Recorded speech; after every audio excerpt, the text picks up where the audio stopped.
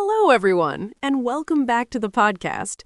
Today's episode is about a situation many people live in but don't fully understand while they are inside it. We often think that unhappiness comes from big problems, but in reality, many people stay in situations that slowly drain them, relationships, jobs, or even lifestyles, without knowing why it feels so hard to leave. This episode is not about blaming anyone. It's about understanding the reasons behind staying, even when something doesn't feel right anymore. Many people stay because they are afraid of being alone, afraid of starting again, or afraid of making the wrong decision. Others stay because the situation feels familiar, even if it hurts. Today, we want to talk about this honestly and simply, not to give perfect answers, but to help you recognize your own thoughts and feelings. If you've ever felt stuck, confused, or tired of explaining yourself, this conversation might feel familiar.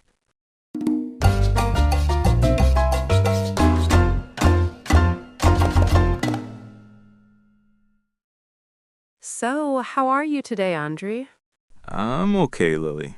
A little tired, to be honest. How about you? I feel the same. Some days feel heavy, even when nothing bad really happens. Exactly. It's that quiet tiredness you can't really explain. That kind of tiredness usually doesn't come from one big problem. It comes from staying too long in something that doesn't feel right. I agree. And what's interesting is that many people don't even realize they are unhappy at first. And I think that feeling is actually connected to what we're talking about today. A lot of people don't wake up one day and say, I'm unhappy, I need to leave. It's much slower than that. Yes, it's gradually. People usually don't notice it at first because everything looks fine from the outside. Exactly. And because of that, people convince themselves that feeling drained is normal. They tell themselves they're just tired or that everyone feels this way. Yes. What makes this even harder is fear. Fear plays a huge role in why people stay.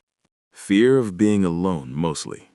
Fear of being alone, fear of starting over, fear of making the wrong decision. And what's dangerous is that pain becomes familiar. It becomes predictable. And predictability feels safe, even when it's unhealthy. That's true. Familiar pain feels easier to handle than uncertain freedom. Exactly. They hope things will change. They hope if they try harder, wait longer, or become more patient, the situation will eventually feel better. But often, that hope turns into waiting. Yes, they speak less. They ask for less. They expect less. And over time, they stop asking a very important question. What do I actually want? That's when people start losing themselves. Exactly. Just a growing feeling of emptiness, a feeling that life is moving, but you're not really inside it. Another reason people stay is pressure. Pressure from family, society, or even from their own past decisions. They don't want to disappoint anyone. Yes, they stay because leaving would mean explaining their choice, defending their feelings, facing judgment. And that feels exhausting. Sometimes staying feels easier than explaining. It does, in the short term, because when you stay in a draining situation for too long, you start to believe that this level of unhappiness is normal. And that's not true. Discomfort can be normal, challenges can be normal, but constant emotional exhaustion is not. So, how does someone know it's time to leave? I think it starts with honesty. Admitting, even quietly, this doesn't feel right anymore. Leaving doesn't always mean walking away immediately. Sometimes it means setting boundaries. Sometimes it means preparing slowly. And sometimes it just means allowing yourself to want more.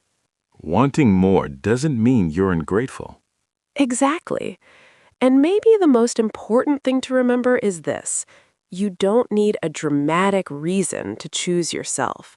Feeling drained, disconnected, and stuck is already a reason. Have to happen. So, as we wrap up today's conversation, I want to remind you of something very important. Feeling drained, stuck, or disconnected is not a sign of weakness. It's a signal from your mind and heart that something in your life needs attention. Change doesn't have to happen overnight. It can start with small steps, noticing your feelings, setting boundaries, and giving yourself permission to want more. You don't need a dramatic reason to choose yourself. Your well-being is reason enough. Remember, staying in a situation that doesn't nourish you may feel safe, but true growth, peace, and happiness come when you honor yourself. Even if it's slow, even if it feels uncomfortable, every step you take toward your own clarity is a step toward freedom. So, take a deep breath, trust your inner voice, and remember, you are allowed to choose what makes you feel alive, whole, and respected.